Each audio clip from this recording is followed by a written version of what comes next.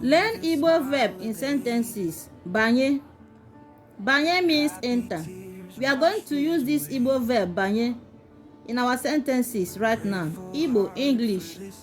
Number 1 sentence says, Ego banye n'ime ụlọ ahụ.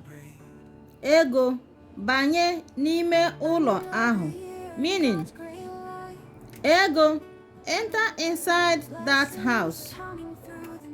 Banye n'ime ha niile. Banye n'ime ha niile. Meaning, enter inside all of them. Banye n'etiti. Enter at the middle. Banye n'etiti. Enter at the middle. Ejila ụgbọala gị banye biko. Ejila ụgbọala gị banye biko. Don't enter with your car, please. Banye ugbua. Enter now.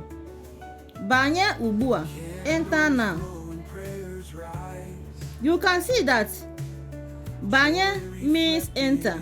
It is a verb. That is why we underline it both in English and in Igbo. Banye means enter. Like and share our videos. Follow us for more. Bye.